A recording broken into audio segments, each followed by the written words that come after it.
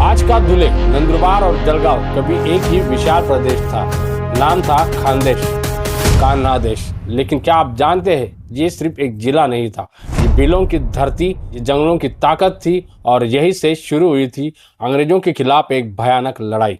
ये कहानी है खानदेश के भील विद्रोह की और आज हम उसकी शुरुआत से जानेंगे। भारत के नक्शे में एक ऐसा क्षेत्र था जो गुजरात, महाराष्ट्र और मध्य प्रदेश इन तीनों के बीच में पड़ता था। यही इलाका कहलाया खानदेश या कान्हादेश। एक तरफ इसकी सीमा इंदौर को छूती थी तो दूसरी तरफ पुणे की सीमा तक जाती थी और इसकी सीमाएं रेवा कांठा और माही कांठा जैसे क्षेत्रों तक फैली हुई थी।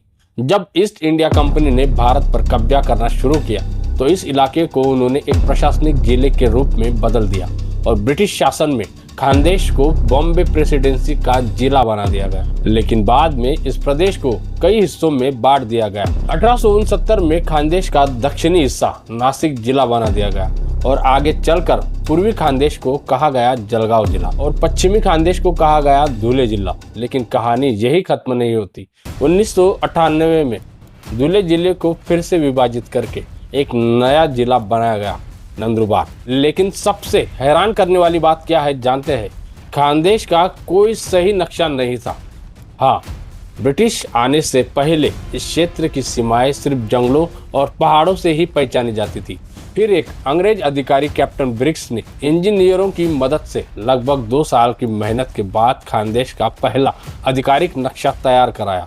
खानदेश का जो पहाड़ी और जंगल वाला इलाका था वह हमेशा से भीलों का प्राकृतिक घर रहा है, जहाँ पहाड़ थे, घने जंगल थे और आज़ादी से जीने वाली भील जनजाति थी।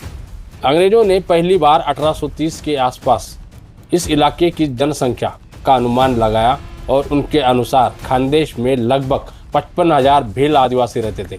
लेकिन भीलों के अलावा यहाँ एक और बड़ी आबादी रहती थी, आहिर समाज।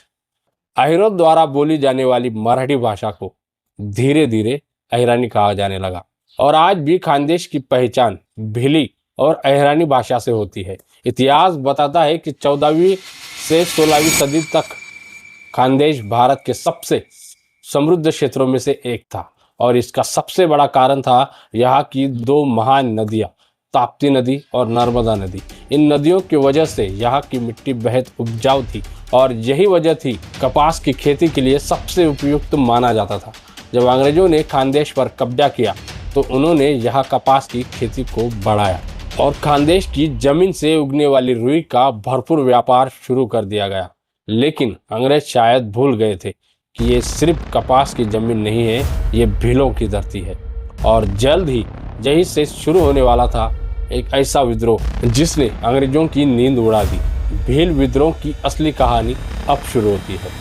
पार्ट 2 में हम जानेंगे कैसे खानदेश के भीलों ने अंग्रेजी शासन के खिलाफ हथियार उठा लिए। जय आदिवासी, जय जोहार।